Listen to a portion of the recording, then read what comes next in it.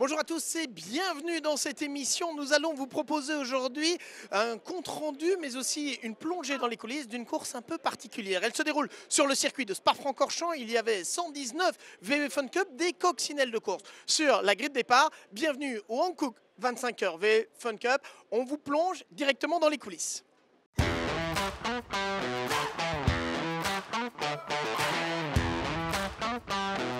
Bonjour, bienvenue à ce briefing, bienvenue aux 25 heures.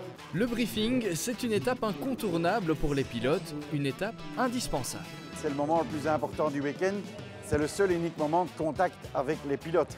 On a eu un briefing la veille d'1h30 avec les team managers et là c'est vraiment le moment de rencontre entre une direction de course et les pilotes. Et c'est le moment pour leur donner principalement l'ensemble des règles de sécurité et comment va être dirigée la course. Procédure de départ, safety car, respect des commissaires, des drapeaux jaunes, le directeur de course rappelle toutes les règles de base à respecter pour ces Hankook 25h VW Fun Cup. Parmi elles, celle des track limits et les sanctions en cas de non-respect des limites de la piste.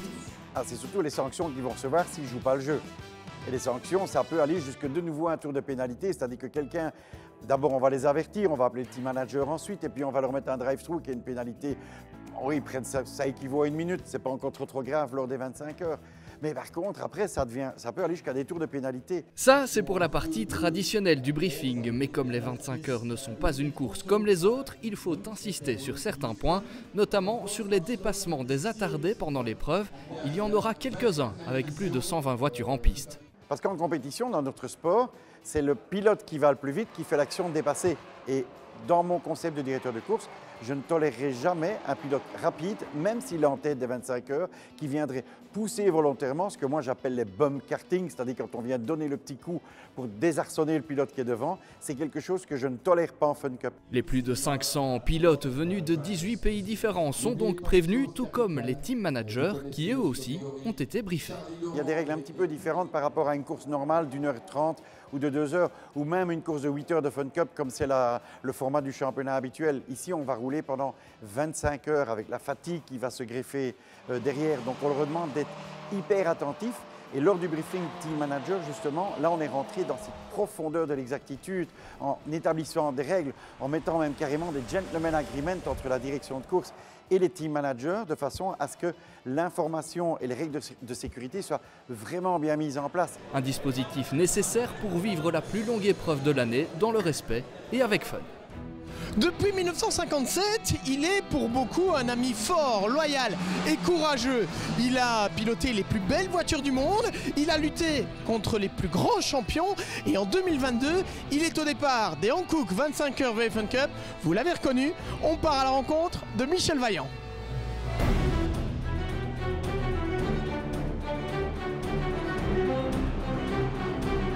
Michel Vaillant est donc à l'affiche de ces 25 heures. En réalité, il n'y a pas un, mais bien 5 Michel Vaillant. Et celui qui est à l'origine de tout ça, c'est Jean-Louis Dauger. Jean-Louis, expliquez-nous un peu comment se fait-il que vous soyez là. Alors en fait, je suis là parce que c'est une histoire de famille, Michel Vaillant, hein, comme vous le savez bien. Et donc là, c'est une histoire de famille parce que je suis avec mes neveux, un projet qu'on a bâti depuis 3 ans à peu près, et on voulait tous rouler sur une Fun Cup Vaillant aux 25 heures. Alors, vos premières impressions, celles de Michel Vaillant, peut-être sur la VW Fun Cup? Alors c'est exactement ça en fait. Et Michel Vaillant, je pense, découvre le circuit, parce qu'en fait je connais juste un peu le circuit et très peu la Fun Cup. Ça a toujours été un pilote éclectique, donc il doit s'adapter, donc c'est vraiment ce qui se passe. Et donc là on a fait une découverte tous ensemble pour les essais. On n'est pas très bien placé aux qualifications, mais tout ce qu'on veut de là maintenant c'est aller à la fin et que la numéro 1 soit bien à l'arrivée. Elle est déjà au départ.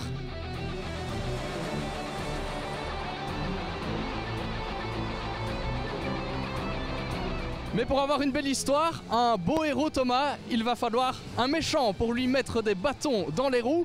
Et ce méchant, c'est vous Gino. Ça fait quoi d'être dans le rôle du méchant?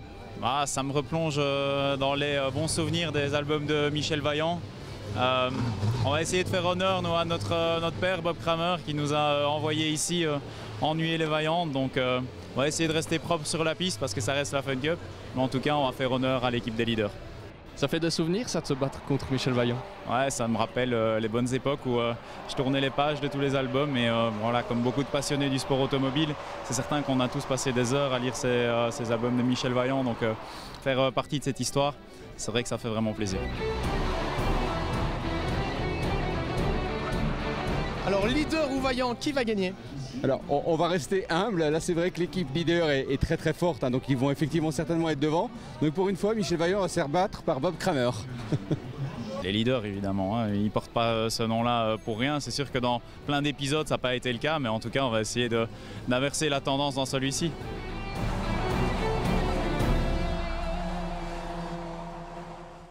Il a 25 ans, il est passionné de sport auto et pour ses Hankook 25 heures VFN Cup, il est mécanicien pour l'équipe HSM Racing & Events.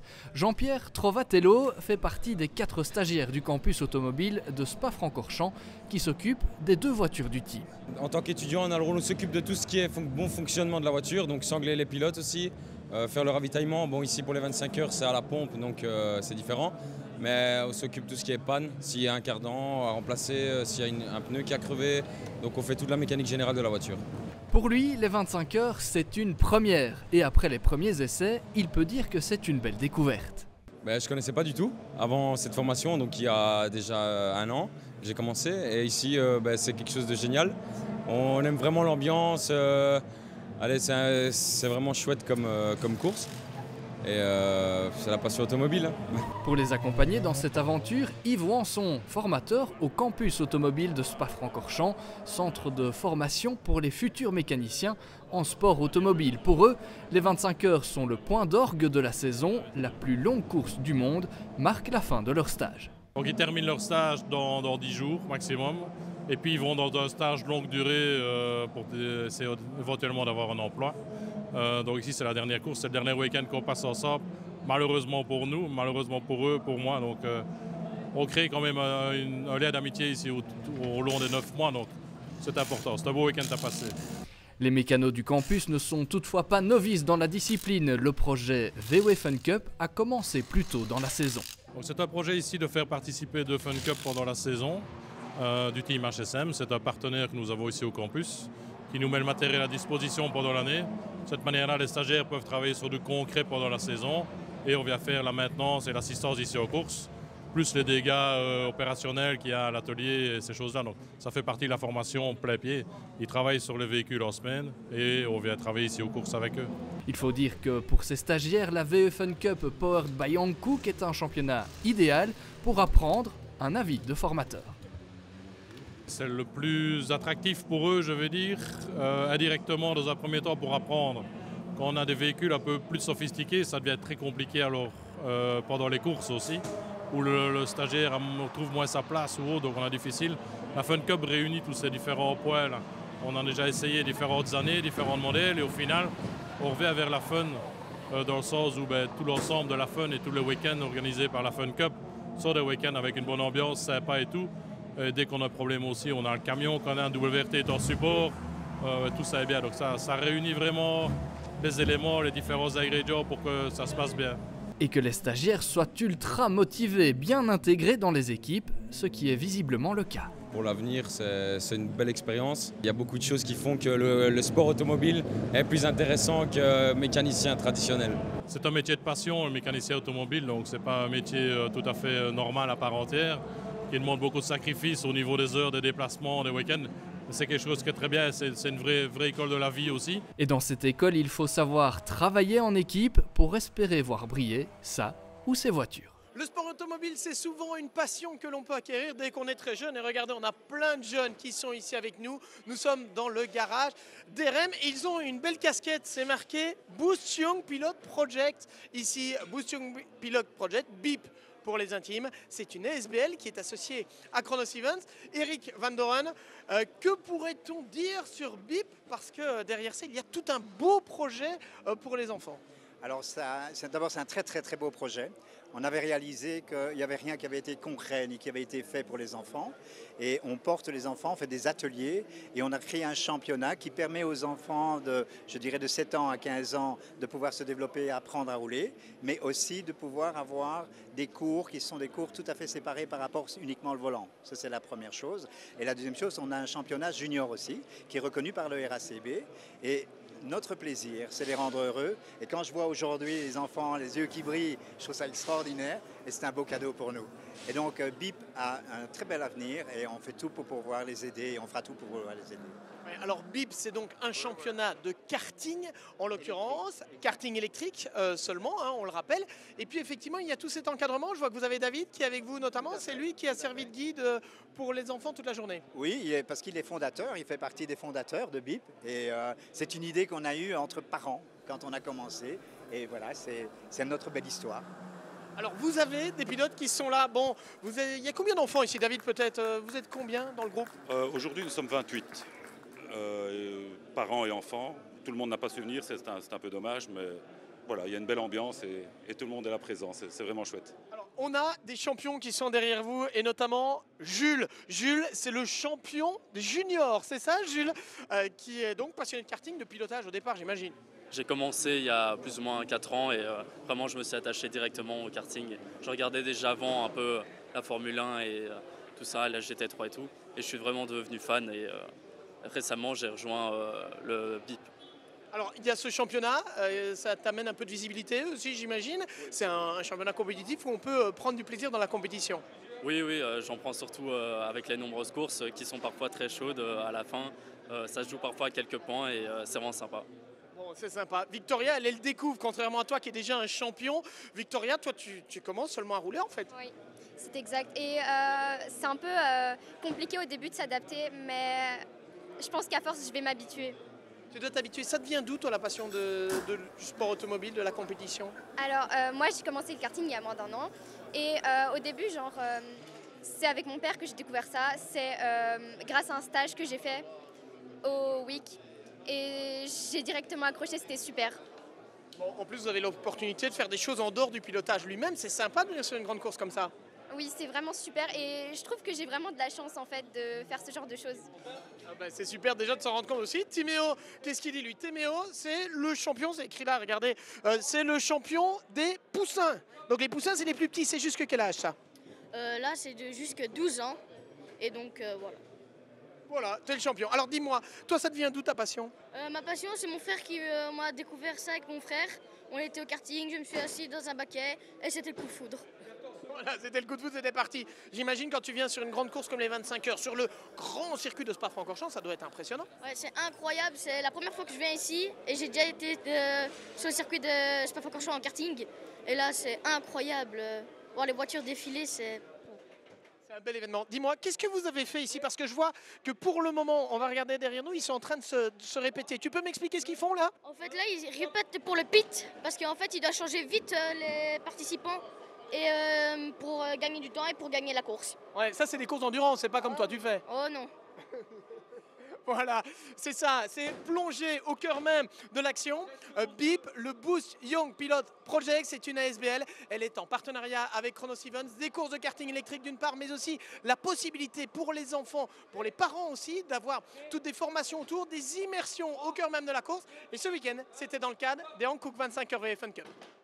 La VW Fun Cup Powered by Hankook est passée en mode feel good lors des 25 heures. Kevin et Gaëtan, animateurs de Radio Contact et des auditeurs, ont pu vivre l'épreuve de l'intérieur en tant que passagers de la Fun Radio Contact, un projet quelque peu remanié.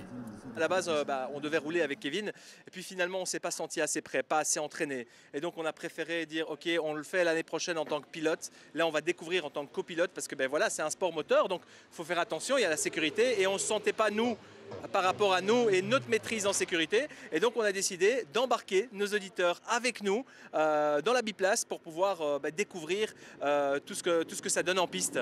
Au total, une dizaine d'auditeurs ont pu monter à bord de cette biplace avec des pilotes d'expérience comme Christian Houben, Jean-Pierre Van de Brouwer ou encore Jacques Morlet, une aventure inoubliable. Incroyable, franchement incroyable, c'est la première fois que je fais ça, je suis fan de... Pour une fille c'est rare, mais je suis fan de sport, Formule 1 et tout. Et franchement c'était juste... les sensations c'est indescriptible quoi, franchement... Qu'est-ce qui est le plus impressionnant? Je dirais les dépassements. Parce que ça se joue vraiment à quelques centimètres à chaque fois et on se dit on va toucher, mais en fait non, ils gèrent ça comme des pros, donc franchement... incroyable. Tout est bien organisé, donc voilà, il n'y a rien à dire. Donc c'est franchement fabuleux. Moi, je suis un petit peu ému, mais franchement, ça m'a fait extrêmement plaisir en tout cas.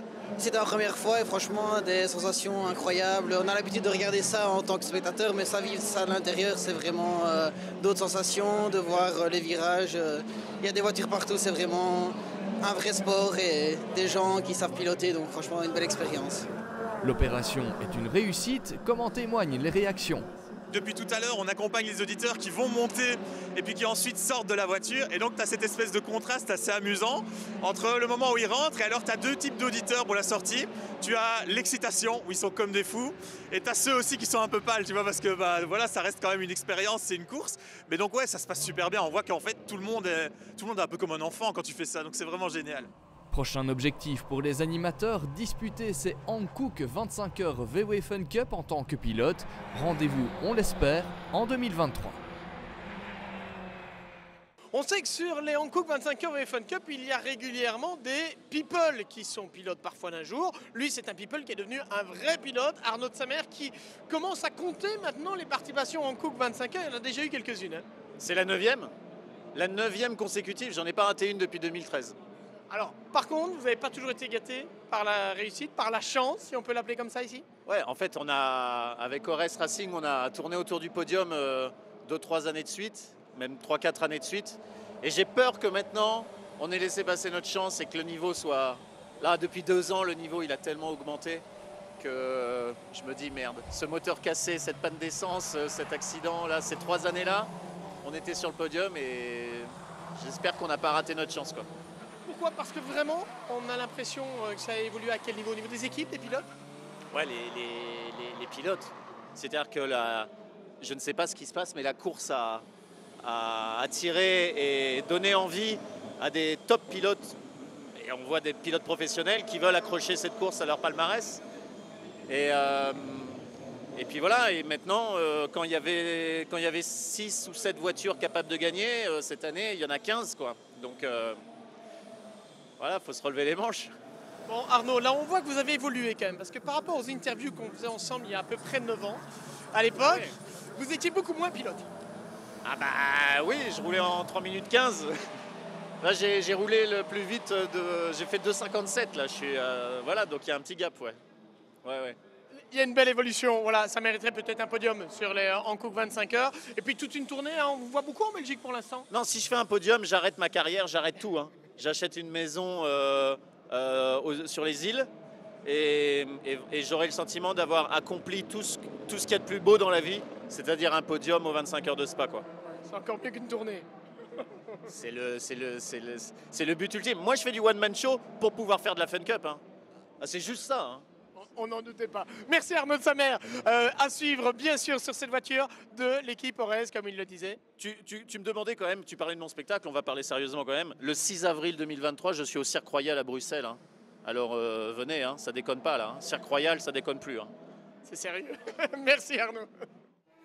119 voitures au départ, du soleil et le retour du public sans aucune restriction. Le menu était pour le moins alléchant au départ de cette édition 2022 des Hankook 25 heures VW Fun Cup.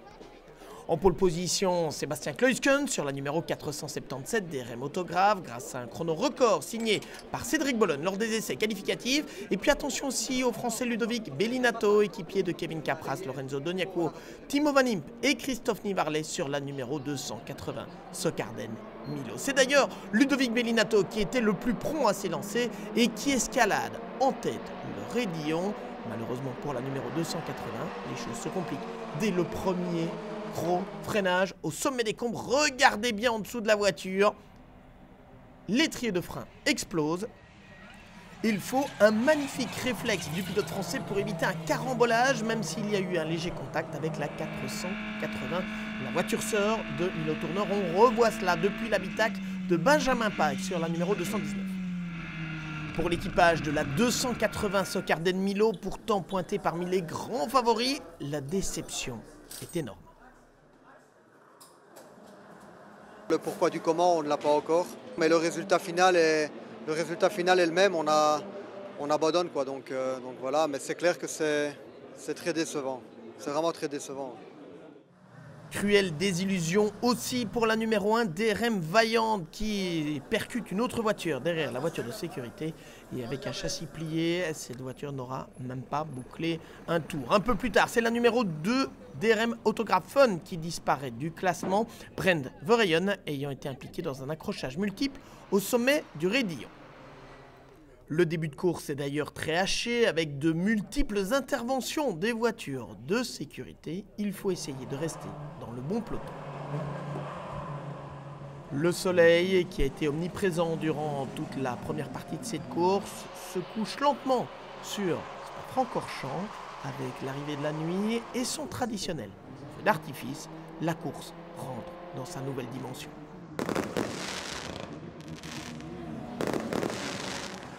Au petit matin, c'est la numéro 424 de Groupe Le Moine by M3M avec Michael Lenders, Pierre Lallemand, Gilles Smits, Hugo De Wilde et Luca Ayari qui est en tête. Cette 424 qui gère parfaitement la stratégie, une stratégie marquée par une économie de carburant. C'est le cas aussi d'ailleurs pour la numéro 415, Club Sport Racing de Koen De Witt, Peter Holmes, Olivier Hart, Paul Teisguns, ces 4 pilotes qui doivent donc rouler avec le pied léger. Sur la 421, DDK Mega, Pierre-Yves Cortals, Claude Pierson, Aurélien Comte et Yann Erlaché visent encore la victoire à ce stade de la course. Les incidents se multiplient en ce dimanche matin, comme Marnix Homerson qui sort trop large dans le S d'Espagne et qui vient percuter le mur. C'est beaucoup plus grave encore pour la 477 DRM Autograph. Alors que cet équipage était en train de remonter vers le top 5 du classement général, les polemen et tenants du titre sont victimes de cet incident. Regardez, une voiture de l'équipe Orez part en tête à queue. Émile de Driver ne peut pas l'éviter. Les dégâts sont importants. La 477 ne montera pas sur le podium cette fois. En fin de course, c'est la numéro 426 qui est impliquée dans cette impressionnante sortie de piste. Jean-Luc Van Dormal s'accrochant avec un autre concurrent. Nous sommes alors dans la dernière demi-heure et les faits de course ne sont pas encore terminés. C'est cette fois dans la catégorie biplace que la course bascule, alors que la 315 de Fun for Racer by Come to You, la voiture pilotée par Norbert Camara, Marc-Olivier Van Opens, Frédéric Taquet et Geoffrey Barra, elle avait mené tout le début de course. Elle se dirigeait vers la victoire lorsque le moteur en a décidé autrement. Le sport automobile, parfois, peut être cruel. Le malheur des uns fait le bonheur des autres et 5 ans après un premier succès, la 342 Milo Monster Trendy s'impose de nouveau dans la catégorie des biplaces. Francis Plunus et Éric Jardon étant cette fois épaulés par Tom Ransonnet et Grégoire Munster, ils s'imposent dans cette catégorie. La 5e place pour la numéro 480 Milo Tourneur avec Guillaume Mondron, Gilles Verleyen, Simon Tourneur et Maxime Soulet, le renfort de choix. 5e place pour cette équipe qui console en quelque sorte le Milo Racing. La numéro 421 aura été en lutte pour le podium durant toute la course. Finalement, Claude Pierson, Pierre-Yves Cortals, Yann Erlaché et Aurélien Comte doivent composer en fin de parcours avec un avant endommagé qui ralentit quelque peu le rythme de cette voiture. Finalement 4e. 3e place pour l'équipe Orez Motul. Olivier Pernaut, Benjamin Rivière, Arnaud de Samer et Théo Nouet ont réalisé une course absolument parfaite pour s'offrir un premier podium sur les Hankook 25 Heures Fun Cup. Et pour la victoire, on a assisté à un final absolument passionnant avec 2 voitures qui devaient chacune économiser du carburant. Michael Lenders au volant de la numéro 424 de Groupe Le Moine by M3M, voiture partagée avec Pierre Lallemand, Gilles Smith, Hugo De Wilde et Luca Ayari, finalement aura géré jusqu'au bout. C'est bien la 424 qui s'impose. 3e victoire pour l'équipe M3M de Jean-Luc Dubois. Super boulot.